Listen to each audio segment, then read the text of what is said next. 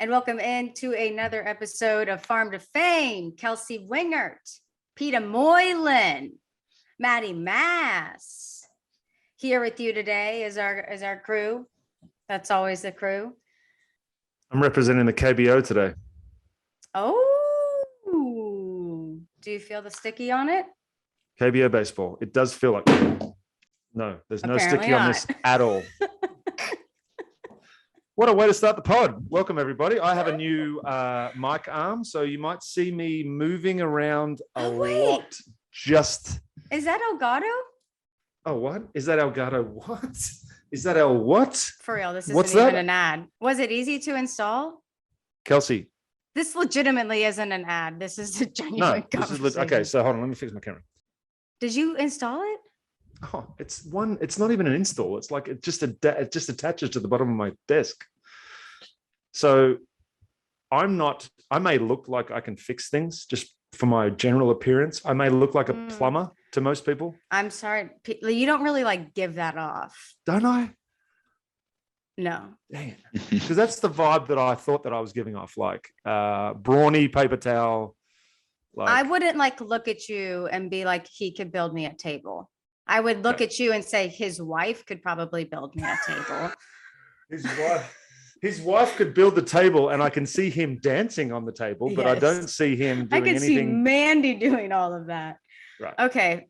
Well, let's just talk about that arm handle later. I don't even know if I'd have room for it in my little 2'2". You would if you moved out to the suburbs, Kelsey. I keep telling you this. There's plenty of houses and plenty of room in houses in the suburbs out here. This rose, thanks for asking. This rose is my championship rose from winning front yard games at the JOMBOY Media All-Star Denver Trip 2021. Team Dugout Mugs. Team Luke was the best team by far. And it was a rigged event. Obviously not, because who has the fake rose?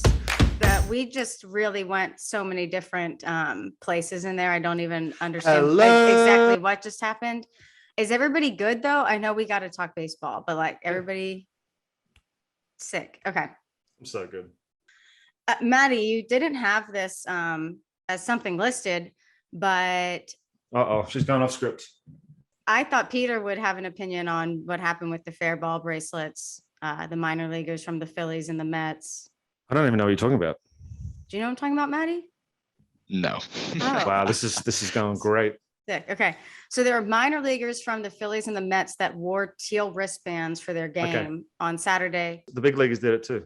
Oh, I didn't even know that. But it said fair ball, and their statement to explain exactly what they're going for to the Athletic from players of both teams. It said, minor league players have been severely underpaid and silenced for decades. Today, we are wearing #fairball wristbands to show our solidarity with every fan and ally who is working to change that. We love the game of baseball, but it needs to evolve. It is time for every minor leaguer to be paid a living wage. It was the big leaguers who were doing it. It wasn't the minor leaguers. It was the big leaguers who were wearing it. No, there were definitely players. I mean, maybe there were also big league players, but the story in the Athletic is definitely about Phillies and Mets minor leaguers wearing it in their game. Okay. Well, I'm so glad that's even made it to the big league level because they talked about it on Sunday Night Baseball last night. Oh, that's awesome. I did not see that last night. Well, maybe some of the big leaguers are wearing them now, Well, I hope they do, because it's not even a subject that needs to have a debate. They are getting paid subhuman levels to play baseball. Mm-hmm. And the justification of, well, you've got the choice to play baseball or not. Yeah, that's fine. But don't you want to have those people that make the choice to have a living wage, have an ability to at least think about having a family? We've seen these guys that the Josh Smiths of the world, that's not normal. Mm-hmm. The Josh Smith and his wife, the way that they approach this thing is amazing, right? They have a positive attitude. It's a journey. I get it. But there's a lot of people that are in their mid-20s and are still playing minor league baseball. And this is all they have right now. They've given up on college. They've given up on whatever jobs they might have had coming out of high school. And they decided to go this route. So now you just say, well, you chose to play baseball, so you don't get to make a living. No, it doesn't. It doesn't make sense. It's there for our entertainment. People go and pay money to go and watch these people play. I know minor league baseball doesn't make the money that the big league baseball do, but it should funnel down. Be the better people and funnel some of that cash that you're sitting on down to the people that need it most. Yeah. It's not that hard. It's not that hard in life. It's not just baseball conversation. Let's be honest, but go ahead. I mean, when they cut out 40 teams this year. Right.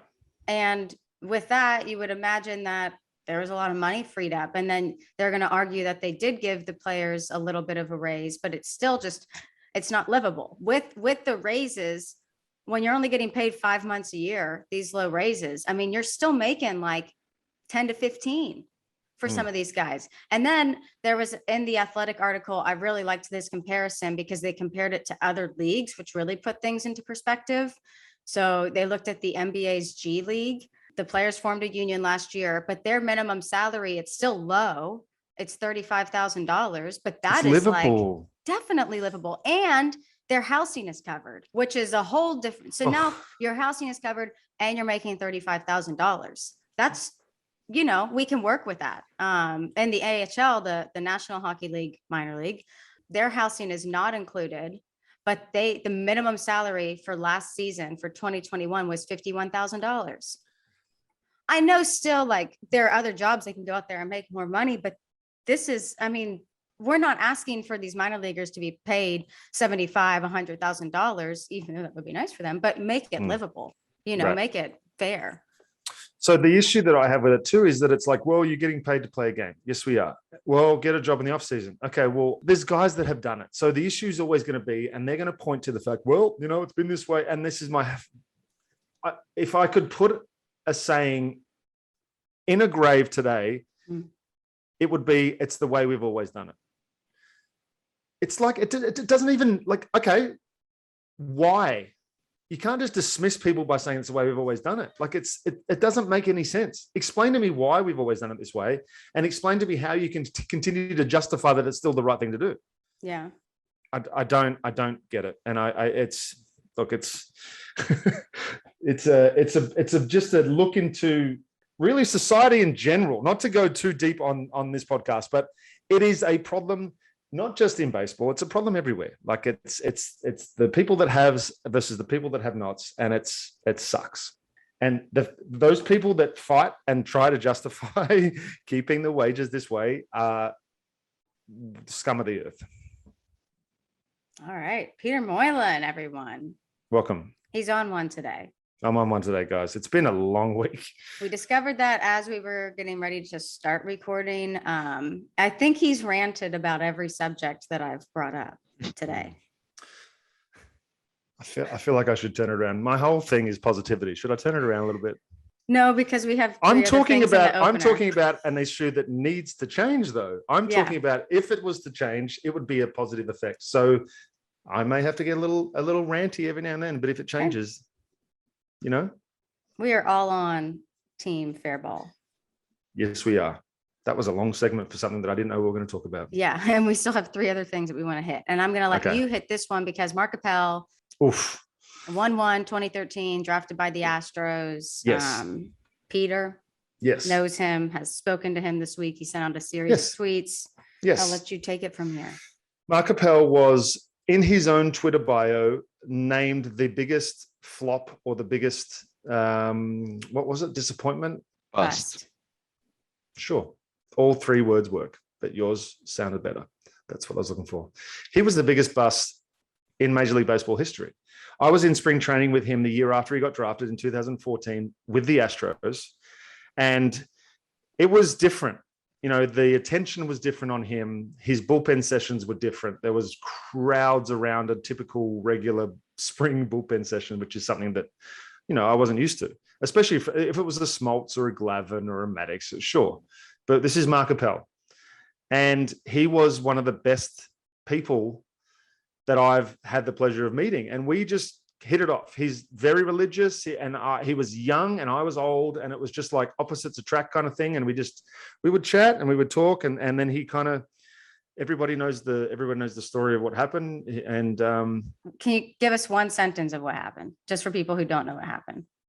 He just couldn't figure it out. Like he kept getting pushed up and up and up, and the stuff was always there, and it was just he couldn't get guys, and the numbers were always terrible in the year, and he was frustrated. And in one of the tweets, he actually shows a photo of what happened after a bad game. Mhm. And he absolutely destroyed a wooden locker that was right next to him with what looked like multiple punches. And that's not something that I had ever thought that I'd ever seen from someone like Mark Appel. The character didn't fit. It was just way off of anything that I'd expected to see. And the fact that he's been able, especially now, to be able to just jump back onto Twitter, which is the worst website in the world that I'm completely addicted to. But he jumps on there and he goes on a Twitter thread for the ages, right? And I'm just going to break it down. There's 11 tweets, and I'm just going to give you the titles of them. So he starts it off with something at the top, and then he breaks down what he's talking about. So if you want to go and have a look at it, go have a look at it. But these are the titles, and it's incredible. Number 1, talent finds a way. Don't worry about who's watching. Number 2, tell someone you believe in them. It goes a long way. Number 3, opportunity comes when you least expect it. Be ready. Number 4, it's your career. You can always say no. I want to touch back on that one in a little bit. Number 5, know your priorities. Number 6, you can be content without being complacent. Oh my God, this is like, someone should get this tattooed on their face. Number 7, it's okay not to be okay. We've heard that one a lot. Number 8, regularly assess your reality and redefine your wins. Let me get that to you again. Regularly assess your reality and redefine your wins. Number 9, don't be afraid to take a break. Number 10, relationships are everything. Number 11, keep a long perspective. You want to talk about a guy who has gone away and taken a look at himself and really, I guess, looked inside himself to find himself and come back. And that's a guy that I feel like knows where he's heading and knows how he's going to do it. And if there is someone who's in control of their life, Mark seems to be that guy.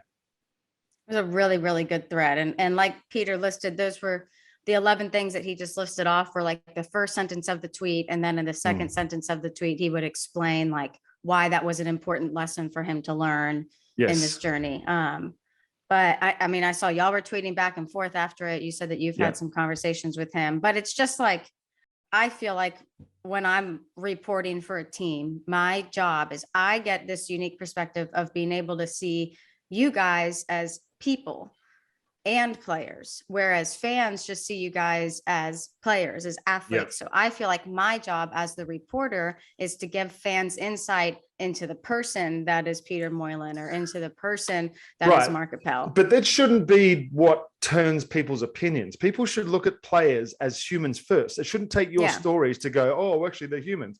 Tuku Toussaint lost his dad this week. People are dealing with stuff all the time that you have no fucking idea about. And this isn't just baseball players.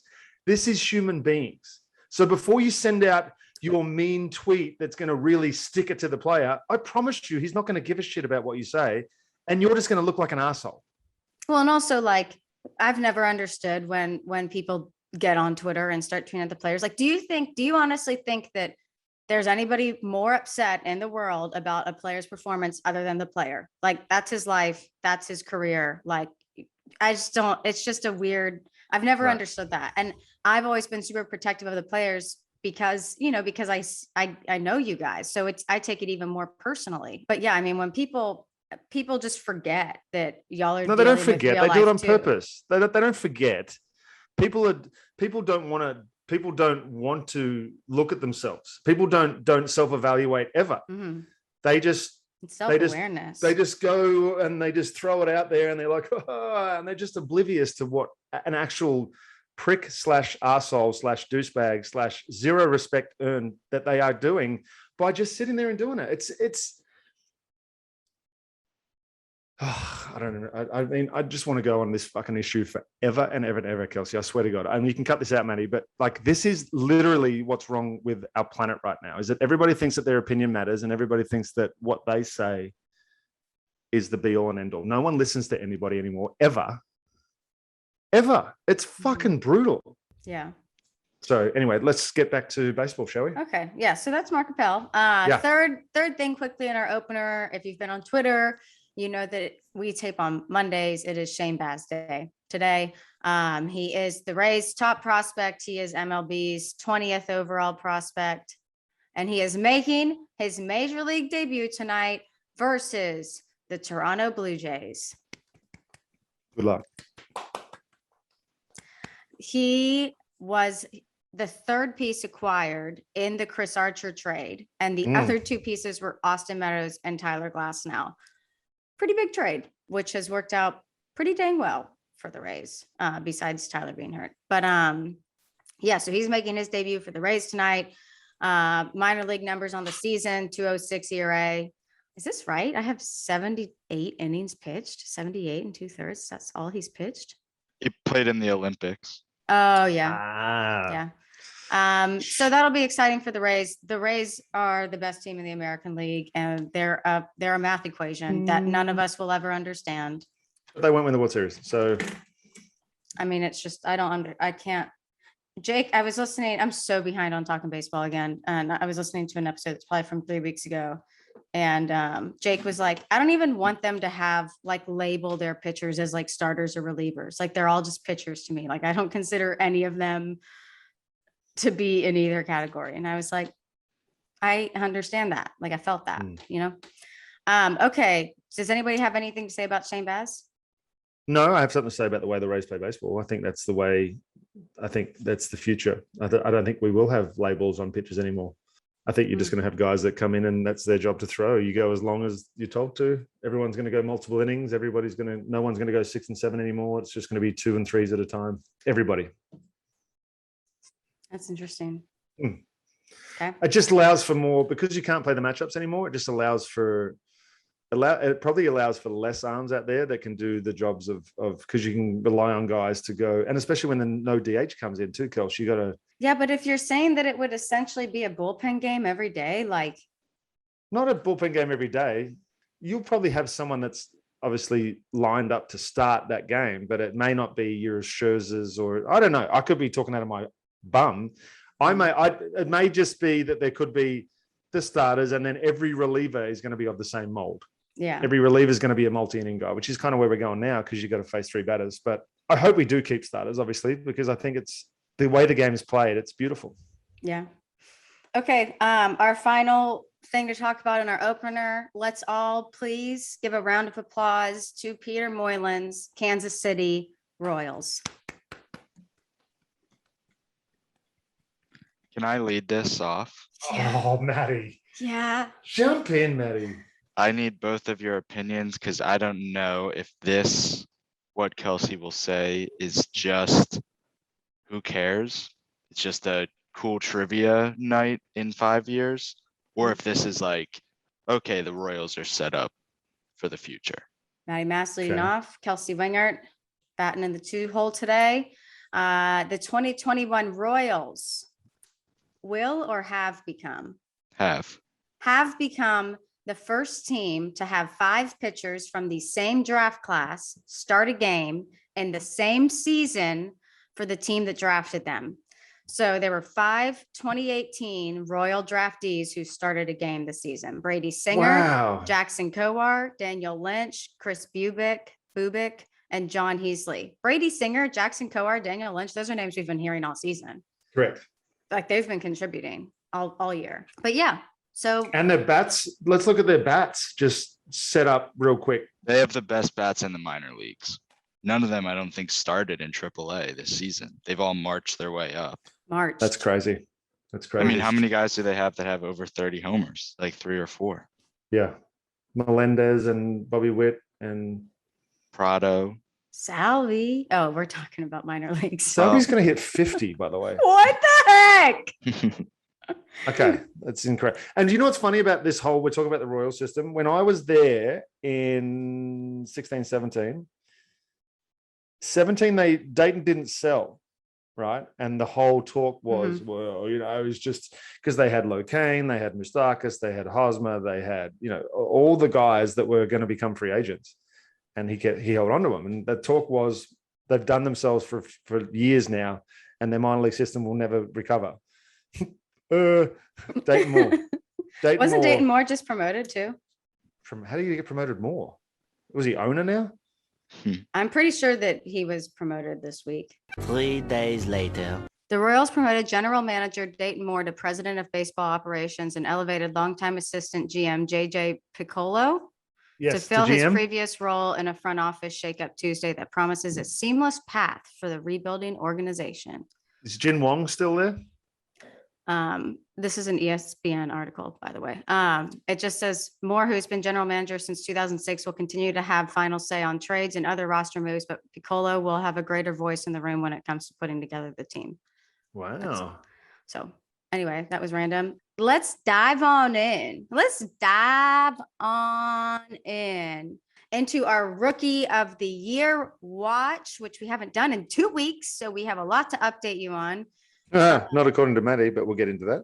And our National League candidates are brought to you by Roman. So no one is perfect. No organization is perfect. No player is perfect.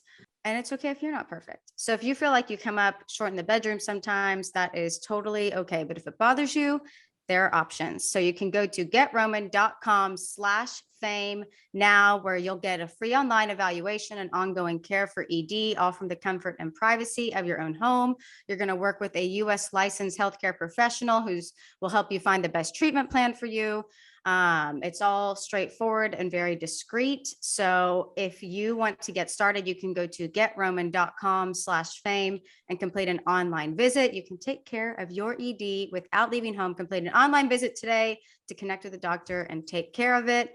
Getroman.com/fame. You'll get $15 off your first month. And that gets us into our National League Rookie of the Year watch, starting out with the favorite. That is Jonathan India. Hold on, who's favorite? Let's not start throwing My the favorite. favorite out there, okay? And he got checked Ooh. by Corey Seager on Sunday. Absolutely checked. Did you check on him? On Jonathan India? Yeah, I mean, that's at least deserves a "Are you okay?" He's tweet. fine. He's fine. Okay. Turned around and went. He's made out of steel. I read on Twitter that he Yeah. became the first rookie in MLB history to have at least 20 home runs, 20 hit by pitches, and 10 stolen bases in the same season. This dude is an OBP machine. Right. Just not to downplay the importance of those stats that you just gave me, but have you ever seen Mr. Baseball? No. Mr. Baseball is a wonderful baseball story with Tom Selleck. When he goes to Japan, he gets traded from the Dodgers to Japan, and he doesn't accept it very well, right?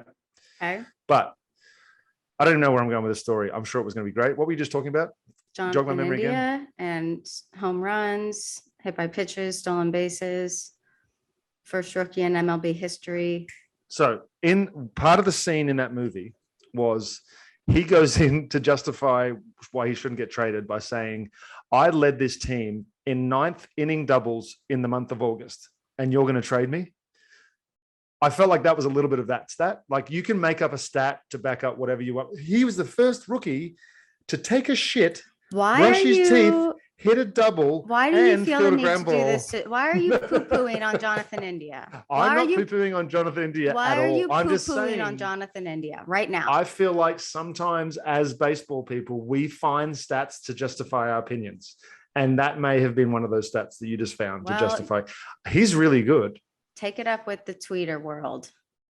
I know. And that's why I love Twitter. I told you before. I 3.7 more. Stop your He's gonna poo-pooing. Stop He's your gonna win. poo-pooing. 3.7 more. Go, Matty. Have you ever heard of the Thaddeus Young stat in the NBA? No, what is it? Players with 800 games, averaging 13.5 points, 5.9 rebounds, 1.4 steals, 49% field goal percentage, 30% three-point field goal percentage. So it's the average player? No, 5 guys: Magic Johnson, Larry Bird, Michael Jordan, LeBron James, Thaddeus Young. That's great. There's got to be one of those for me. Can you have everybody at JOMBOY Media researching what we could possibly find? We need a Thaddeus Moylan stat. Okay, Peter, repeat after me. It's not about me. I, Peter Moylan. I will not poo-poo any more of your things, Chelsea. I I'm sorry. apologize. I, Peter Moylan, apologize to Jonathan India for poo-pooing on him today. I, Peter Moylan, love Jonathan India, first of all. Second of all, I also was not poo-pooing on Jonathan India. I was just saying, You're as poo-pooing on me? general, we like to make stats that justify our opinions. 3.7 Jonathan more. India is going to win Rookie of the Year. I'm just saying you could have found plenty of stats that didn't involve the one that you just read out. Okay. Jonathan India is 1. Peter, Yes. where are you at right now In my on house. Trevor Rogers? Oh. I don't know. He hasn't gone more than 4 1/3 in his last 4 starts. His average velo has been down on all 3 of his pitches. But it's not like the starts aren't terrible. You know, it's like 4 innings, 1 run. And it's just like, Yeah. what do So I do with I think this? a lot of it has to do with pitch count. I think a lot of it has to do with load management, which is going to be something we hear between now and the start of next season a lot because of the extended season this year. They've got nothing to play for right now. Was it last year and then they were heading into the playoffs or a wild card spot? Keep going. But right now, just get your work in. It's literally spring training again for these guys right now. They're just getting through the season, trying not to get hurt, and just setting themselves up for next year because they've got there's no other reason for them to be playing. So where do you think he's going to come in Rookie of the Year voting if voting I happened don't today? know. I think he'll probably finish second Oh, okay. because the body of work's there. It's not the rookie of the last 2 weeks. It's the Rookie of the Year. So Yeah. So I love that. Can you write that down, by the way? That's a t-shirt. It's not a rookie of the last 2 weeks. It's a Rookie of the Year. so Trevor Rogers, you know about his season. He was phenomenal at the beginning. He had some really serious family stuff happen in the middle where he missed a lot of time. But right now, 7-7, 2.71 ERA in 23 games, 3.2 WAR. And Pete, Yes. the most innings he's ever pitched in his career is 136 in 2019 between 2 levels of minor league ball. And he's at 122 and 2/3 right now. So he might not even hit, like a career high in innings this year. So that's Trevor Rogers. Jonathan India has currently taken the crown from him. Trevor Rogers' teammate, Jazz Chisholm, is out of the race. We still love our king. Tristan McKenzie called Jazz out and literally said, he was asked who is on his bucket list for him to face. And he literally said, Jazz Chisholm, because he talks a lot of smack and I don't want to hear it anymore. Boom! Tristan McKenzie and Jazz Chisholm may or may not have beef. I think it's all for the love of the game. And I'm all here for it. Yeah. Ion Anderson hasn't been great since he came back from injury. He's been okay, Kelsey. Yeah, but he hasn't been great for him, No. for Ian Anderson, who is a great pitcher. Correct.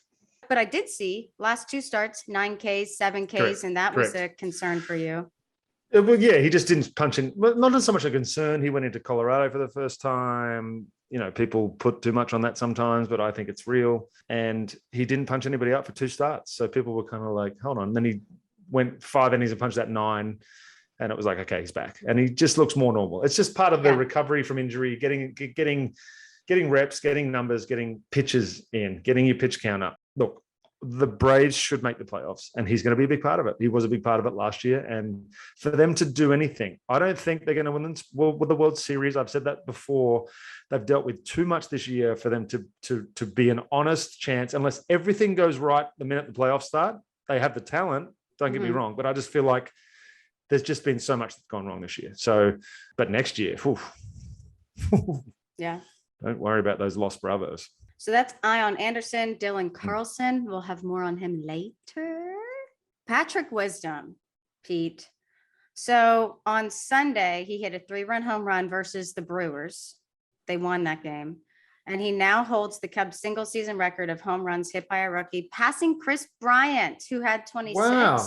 But the cool thing about Patrick Wisdom is he hasn't been up in the big leagues all season. So when Bryant set the record 6 years ago, that was in 151 games. And I believe he had 26. And Patrick Wisdom, it was only his 101st game this season. So he did it in 50 fewer games. What's his average at? 237. It's like always, it's never above 250. And I have a hard time. I know you do. I know you do. I wanted to, if you're going to hit for power and you're hitting above 250, like that's where I'm like, that's your ultimate right there. yeah, I need your average at or above 250, I think, for me to like really. Just as a matter of conversation, I'm looking up. Okay. What do you think Nelson Cruz' lifetime batting average is? 238. 277. Wow. Nelson Cruz pod. The reason why I bring him up is because I feel like he's been probably the most consistent power hitter that I've witnessed in my lifetime. And he started in 05. So that's why Wow. he stands out to me. That's awesome. He a Hall of Famer. Yeah. How many career home runs does he have? Lots. 448 right now. What's his contract situation? He'll get to 500. He signs one. I think he signed Tampa. I think he's got one more year on that deal, or maybe it was a one. I don't know. He's also, Tom Brady said the other day that he's going to play until he's 50. I saw that. Nelson Cruz is 41 and 81 days. So he might play until he's 45. He might end up with 600 home runs. He's 41. Yes, Kelsey. That's what I'm saying. He's 41 years old and he's been doing, he's hit another 31 homers this year. What the heck? The guy's incredible. The guy is absolutely incredible. He hits 2 times a day in the off season. Let's play the game that they play on Talking Baseball. And y'all guess his career earnings. I have it up. Okay. I'm going to go ahead and say that he has probably made 05 to 21, $180 million. Okay. Maddie. 181. The correct Price is Right. number that we were looking for was 124 million. So we're both wrong. Okay. Yeah. He might get to 180 though. If he gets, he'll sign 3 $20 million deals at You age 42, think? 43, and You 45. think people are still going to be paying him 20 million at those ages? Kelsey, he's 41 years old and he just this year combined to hit 31 home runs, 270 batting average this year. You wouldn't pay $16 million for 35 home runs and 100 steaks every year. I mean, yeah, I get if he's able At to 280, 30, and 100 every single year. It's not even a question. He does it every year. He does it every year. Let me get his home run if totals. he has no drop 33, right 22, now. 29, 24, 27, 40, 44, 43, 39, 37, 41, 31, 19, 20. Wow. So he's worth it. Anyway, we need to move on. Shall we move Nelson on? Cruz pod. Okay, so that's the NL. Let's give you a quick update on the American League Rookie of the Year standings, and that is brought to you by Canadips. We told you about them for the first time last week. They have the promo code that hates Maddie and I, loves Peter. The promo code is Moylan Rules for whatever reason. I guess he left a bigger impact on him in Denver. Took a bigger rip. They are like really, really cool people, really unique company. And you've probably been hearing about them a good bit if you watch JOMBOY Media stuff. But times are changing, folks. People are changing from chewing tobacco, right? So this is a new company that's out of Humboldt County, California, and they've created a tobacco and nicotine-free dip alternative with CBD that tastes great and it works really well. So it's essentially a fast-acting way to consume CBD, and it has provided it now in a format where you can start to evolve your dipping habit. Also, quit dipping is effectively what they're trying to get you to do. Yeah. I did it. You can do it. They are versatile. They're effective. It's a great product. And it is offering our listeners a great offer. They're so confident that you guys are going to love the dips. They want to offer you 20% off site-wide to help you power into the pros or power into your Wednesday. 20% off using the promo code. What is it? Moylan Rules. That should be everyone's promo code. For 20% off site-wide. They are all natural. They are spitless and are great and easy to use wherever, whenever. No tobacco, no nicotine, full flavor experience and designed for your enjoyment at 20% off with code Moylan Rules. Moylan, what's your take on these? I do rule. Oh, sorry. Yeah, no, they're incredible. Had a couple in Colorado. They're great. great way to get CBD in your system, as I said. And for me, it's more about the habit, forming a habit with something other than chewing tobacco, because that was the hardest thing to kick for me, was just the wanting to be doing something in my mouth all the time. And that was a hard habit to cut. So these guys allow you to do it without having to cut anything. So that is candidates are friends. So that is going to take us into our American League Rookie of the Year race. The favorite right now is probably Randy Arozarena. He has not been doing great recently. He's hitting 167 in his last 7, 226 in his last 15. But Pete, he leads all AL rookies in hits. He leads all AL rookies in runs, and he leads all AL rookies in steals, while also putting up power, which we know hasn't been probably as overpowering as we thought he'd be this season, but he's still 19 home runs, hitting 269. Adolis has got no chance. Adolis has got no chance. Is that Adolis has no chance? He had a big game this week, but he has slowed down so much on power, which was like his calling card. I mean, we've looked up the numbers between the first half and the second half before, but he's at 30 home runs, which is a great amount of home runs, but he was sitting at 27 for like a month. But he has 83 RBI. No, he doesn't. He does not have 83. He has 82 RBI. You were way off. Well, I was actually looking at Ryan Mountcastle, which is very ironic because both Adolis Garcia and Ryan Mountcastle have 30 home runs and 82 RBIs. Adolis has 82 RBI. Ryan Mountcastle has 83 RBI. What's their WAR? Ryan Mountcastle, I don't have his WAR written down here. It was yesterday, 1.1, wasn't it? 1.2 now. Adolis Garcia is 3.4, but Adolis Garcia is hitting 245, 244. Ryan Mountcastle is hitting 263. So he's essentially beating Adolis Garcia in every offensive number. Adolis Garcia has helped defensively as well, but offensively he's slowed down, and Ryan Mountcastle is picking up. First time in team history, an Oriole rookie hits 30 home runs in a season. Matty, did you say they voted today on that? I didn't say that. Or if they voted today, you said? I don't remember saying any of this, but I have a Matty doll in the corner. Maybe it was the Matty doll that was just speaking to me. oh yeah. It's a little weird. It's a little weird. Wait, that's so interesting though, because I feel like we've been putting Adolis Garcia in at second place pretty much this whole time. And we hadn't been talking about Ryan Mountcastle until recently. And then you compare their numbers, and Ryan Mountcastle is better offensively than Adolis Garcia by a little, but he's better. Also, in August, Ryan Mountcastle hit 357 with 8 home runs. He had recently 5 home runs in 10 games. Like But his WAR is 2 whole points below his. I know. How does that happen? Defense? I don't understand how those numbers can be so comparable. And the WAR be that. And the WAR be so far off. And what am I missing, Matty? There's probably a few things that make Adolis Garcia more valuable in WAR than Ryan Mountcastle. Base running runs. Adolis Garcia has more steals than Ryan Mountcastle. Okay. Just according to Fangraphs, Ryan Mountcastle is the 14th worst defender in MLB this season. Hence why his WAR sucks. I hate that for him. So if he was a DH, would his WAR be better? I don't know. I'm assuming yes. Because he gets negative WAR points based on his defense as opposed to just 0. Wow. I'm so smart. Yeah, you are.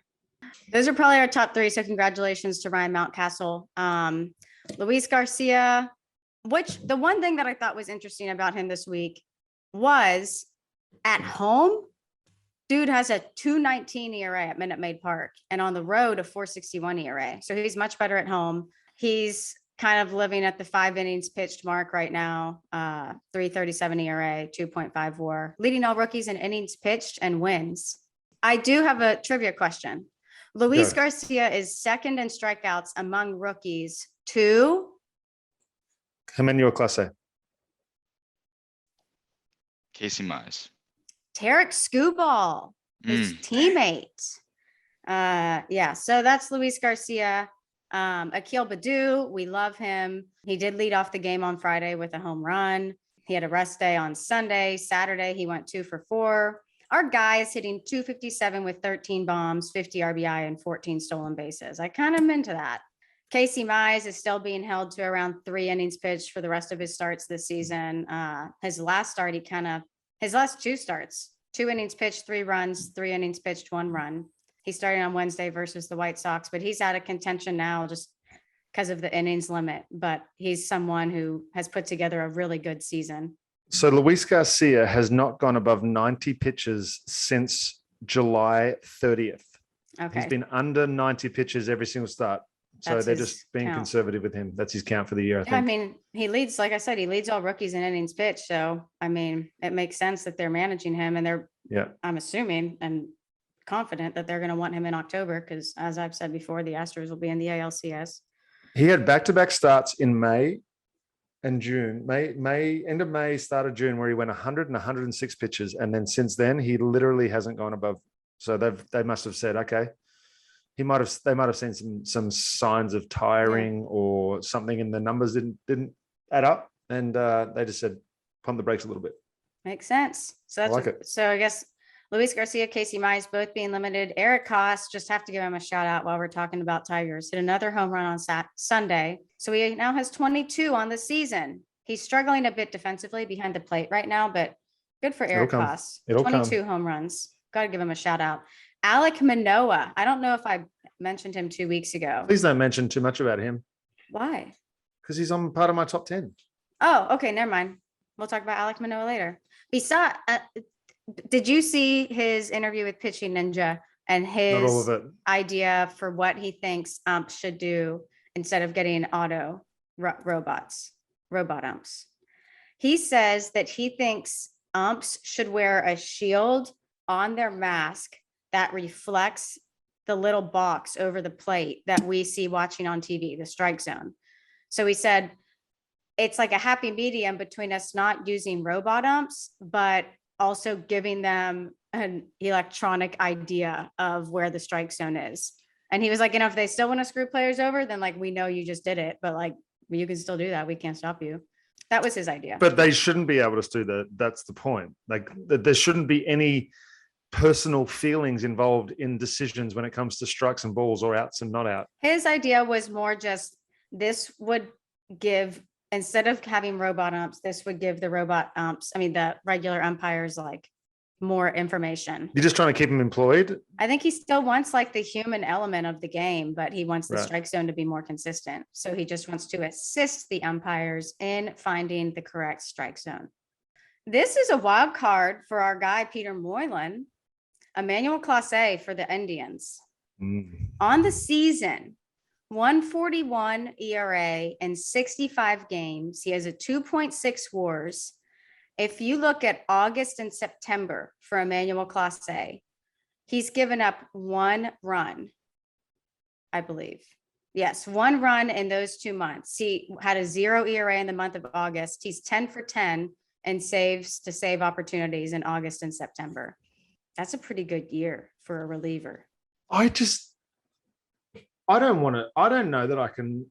I want to know what the voters are thinking and how they're evaluating so that I can make a correct determination as who I think will win Rookie of the Year. Because I think it's one of those 4 guys could potentially walk away with it. And I'd go,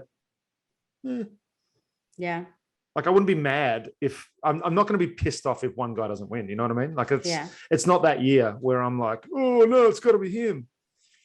Yeah. I'd be happy with any of those guys because there's a justification as to why all of them should win. Peter's putting Emmanuel Clase in that top 4, and I don't blame him. He's putting together a great season, especially in the back end of the season. Mm-hmm. He pitches for the Indians, if you don't know. Garrett Whitlock for the Red Sox having a rough September. Pretty rough September for him. His ERA is almost a 2, which I know is still phenomenal, but it's gone up substantially for him since September 1st.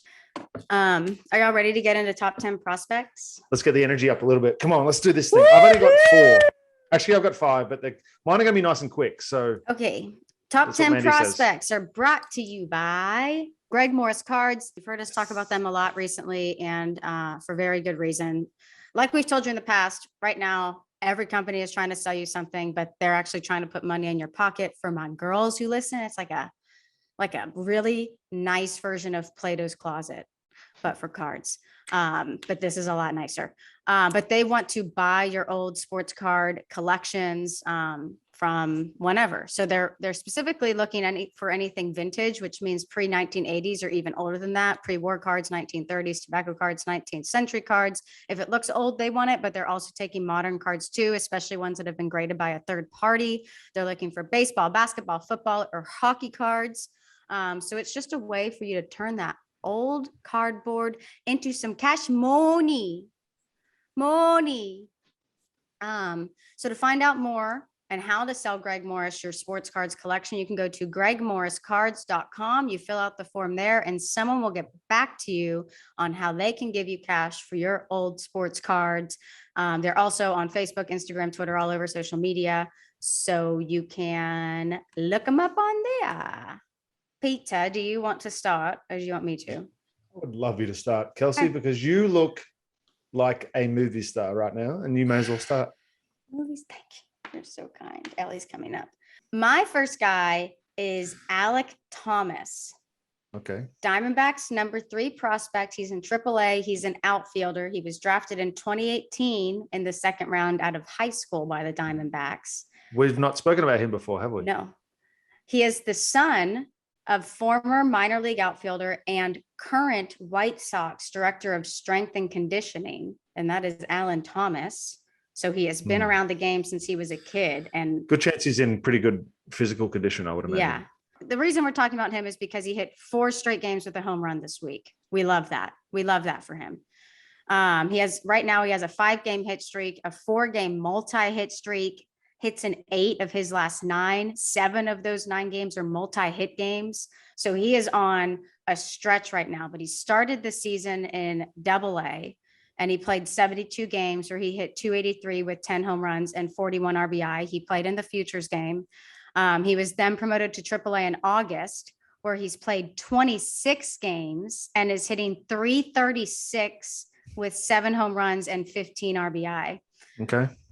If you look at his career minor league numbers, 2018 in rookie ball, he hit 333 in 56 games. 2019, he played in low A and high A and hit 300 in 114 games. 2020, he was at the alt training site. And this year, between the 2 levels, he's hitting 298 with 17 home runs and 56 RBI, but he's doing better in AAA right now. It's a baseball player. Yeah. And he grew up around it and his dad's still in it. Like, it's just, that's a guy that I think we need to be aware of. But yeah, he's the Diamondbacks number 3 prospect. Alek with a K. Another one. It's 2 Alex with a K in today's segment. Oh, Goodness gracious. Now, Maddie, you might have to help me out with this one, but I'm going to go ahead and just take a crack at it and go, it's Norge Yep. Vera. Okay. I think so. Born 6/1/2000. And for those of you playing at home, that's the same year as my oldest daughter. Mhm. Good Lord. He's out of Santiago de Cuba. He signed in February out of Cuba, and he's had his first taste of professional baseball. Oh, so this is his first year? First year. He's over in the Yeah. Dominican Summer League. Okay. So we don't just stay in America. We're in the Dominican No, right now, we're ladies and gentlemen. wild. We're international. No one else is going to give attention to this kid, but he needs it. Okay. To say he's comfortable is an understatement. He started 7 games. He's not a traditional. I think he's more of an opener / he's gone 15 innings, given up 5 hits, 0 earned runs, and 27 strikeouts And how many innings? in 15 15? innings. Yes. Wow.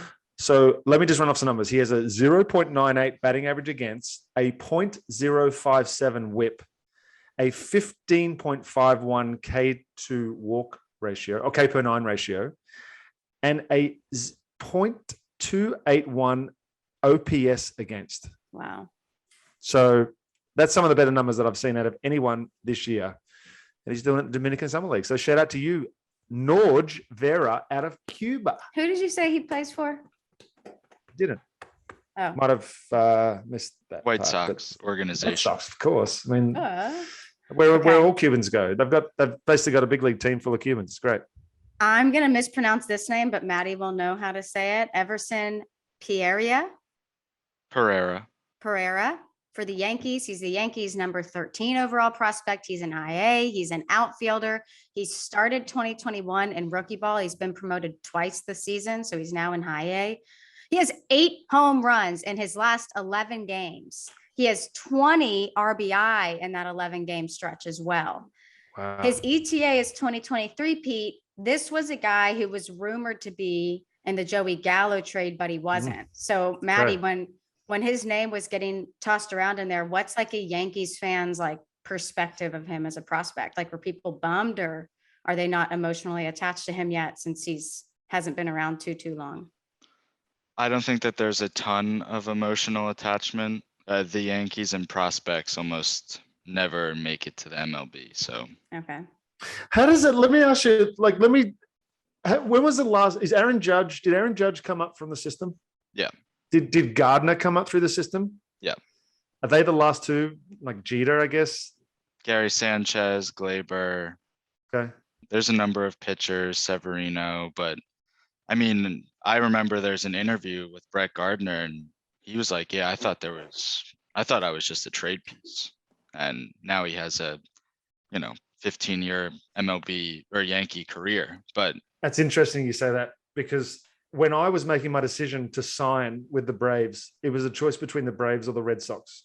Ooh, And I looked, and it was 2006, right? So 2005 was the year of the baby Braves, the year where they called up everyone and anyone, and they still won the division. And the Red Sox would effectively just cherry pick the best players from around the league and go and make the team like the Yankees. So when I was making my decision to sign back out of the Classic, that was one of the major reasons why I signed with the Braves. Juicy. So just in general, I don't think the average Yankee fan is very attached to too many prospects. Okay. But That's fair. I think a lot of prospects are outperforming what was expected this season. And I think some prospects are hitting Yankee fans' radar. Okay. Anthony Volpe's, and he probably is, because he Yep. only had 3 games in rookie ball. He had 375. He had 19 games in low A. He hit 361. He hasn't been in low A. He hasn't been doing as good in high A, but like I just said, 8 home runs in his last 11. So he's going off now. Next. Brennan Davis, 21 years old, 2018 second round pick out of an Arizona high school with the Iowa Cubs in AAA right now. Started the year in high A, by the way. He was the Futures Game MVP for those that didn't just listen to Matty 7 seconds ago. Started the year in high A, as I said, with a 1.013 OPS. Went to AA, where he decided to hit 13 tanks. Okay. Gets promoted to AAA. His first 2 ABs, he goes deep. He's currently hitting .417 with 3 home runs in 24 at bats, and that's good enough for a 1.315 OPS. When did AAA become not the old man league, by the way? Because he's 21 years old and he's in AAA. We just got 18-year-olds in AA and then 13-year-olds in rookie ball now? Yeah. Game's changed, Kels. Yeah. Game's changed. Next. Okay. Bobby Dalbec for the Red Sox. You know this name. He's been up all season. It's my guy. 5 home runs in his last 8 games, a 1.1 OPS in the second half. It's a 1.100. So I don't think I need to say 1100. Okay, now we're going back to that because you got away from that the last month after telling me that's how you say it. I'm going to understand either way you say it, and so are most of our viewers, listeners. I haven't seen anybody getting into that conversation with us yet. Family. You guys are family. So, but the biggest thing to know about Bobby Dalbec is ever since the All-Star break, he has gone off, and people in Boston who liked him at the end of the year, but weren't crazy about him. Wrote him off. Everybody wrote him off right now. So he's second in MLB behind Bryce Harper for OPS since July 30th. Like I said, insane since the trade deadline. The OPS in the second half on the season, he's hitting 245 with 23 home runs, but 76 RBI, which is a really nice number. If you look at his OPS versus lefties in September, 1.6, he's hitting 471 against the lefties. So he's going off versus lefties right now. And he hit a home run on Friday night that moved him ahead of Carlton Fisk and Jim Rice for most home runs in a single season by a Red Sox rookie. yeah, he's just been really good in the second half and has changed everybody's opinion about him. So obviously got off to a hot start. Was his middle that bad that, I mean, he's got a 0.5 WAR. I don't know how to measure WAR anymore. Yeah, WAR is so confusing to me, but that's all I have on Bobby Dalbec. But yeah, I mean, this is a name that we, like Peter said, kind of wrote off at the beginning of the year, but erased the write-off.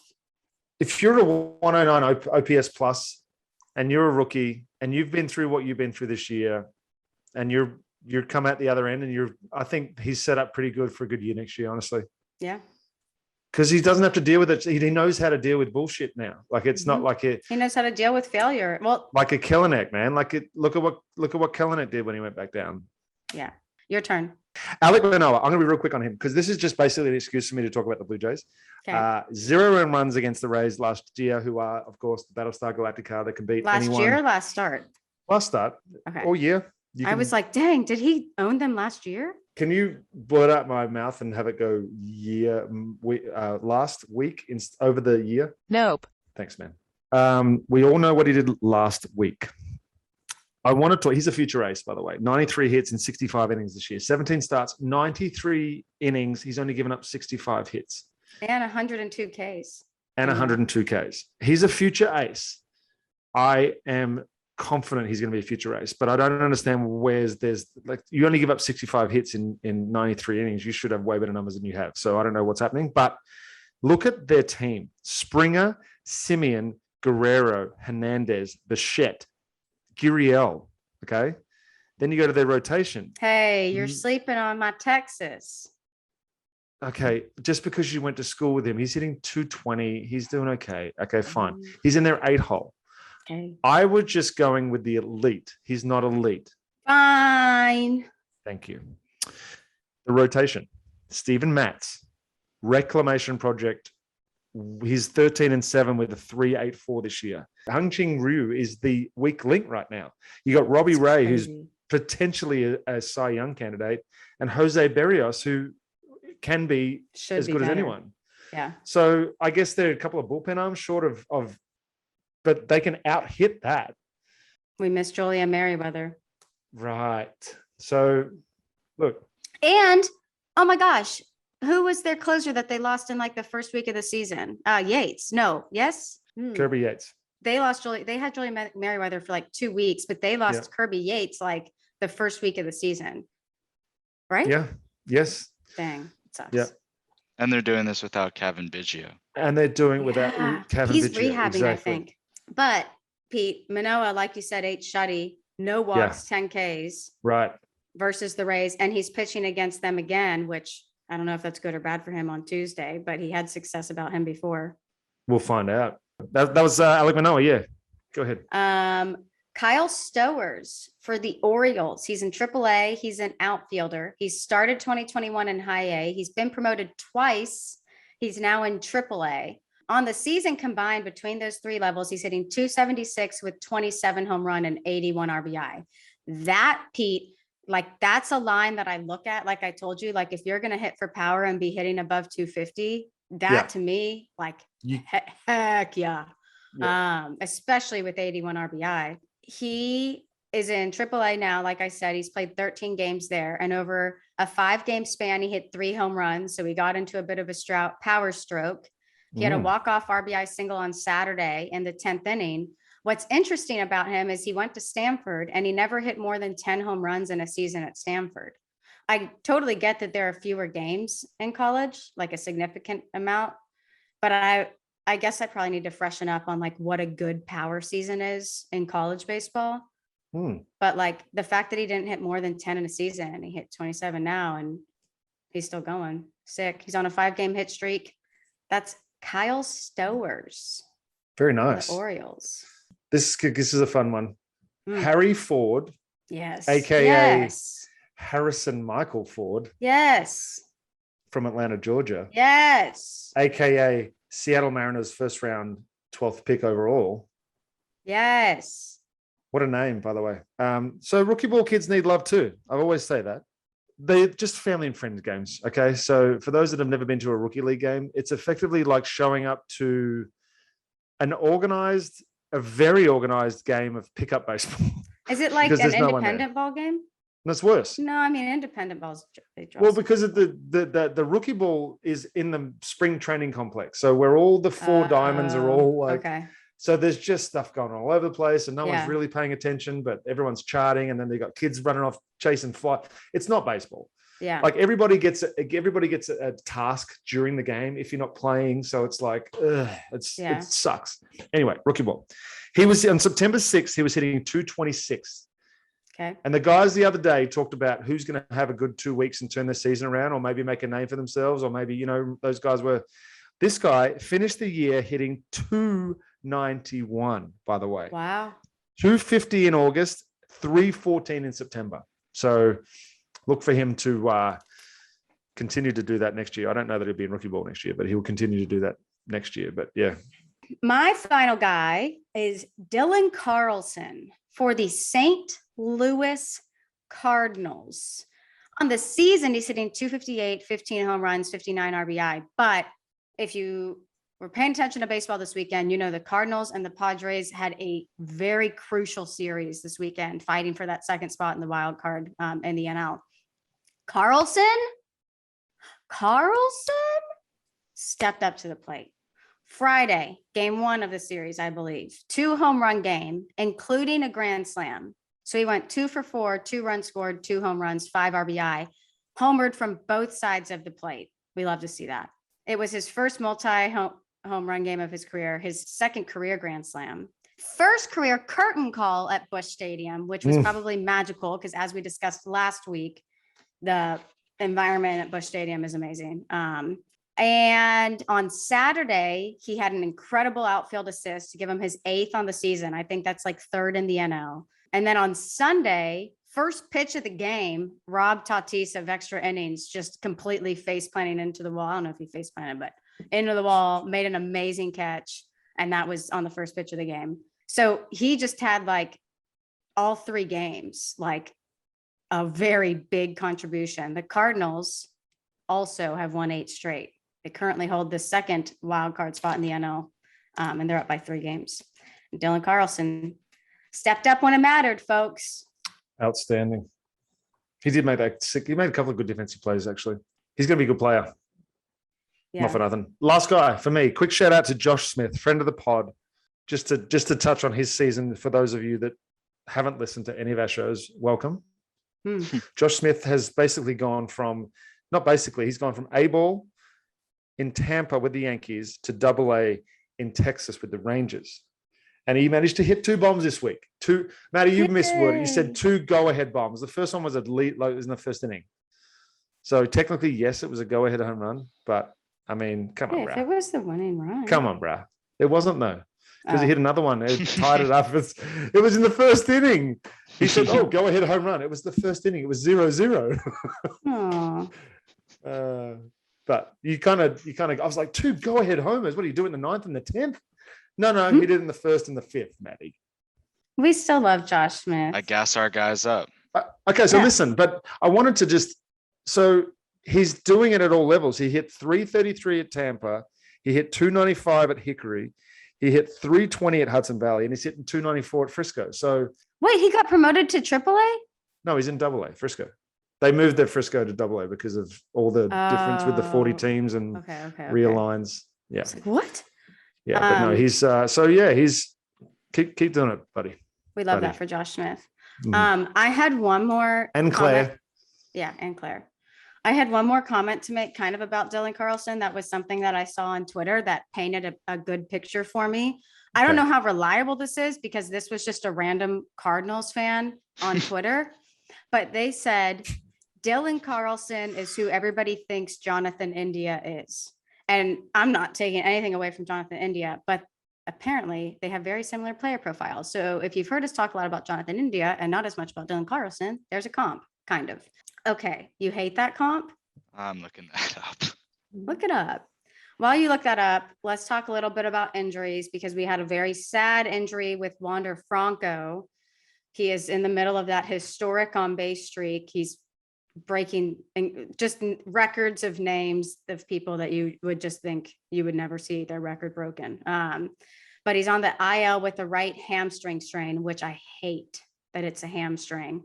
On Friday, he did run on the outfield turf. He's eligible to come off on Tuesday, but Kevin Cash has kind of alluded to it. Like they don't really think he's going to be ready to come off of the IL right when he's eligible, but they do think that he'll probably be back for the Miami series this weekend.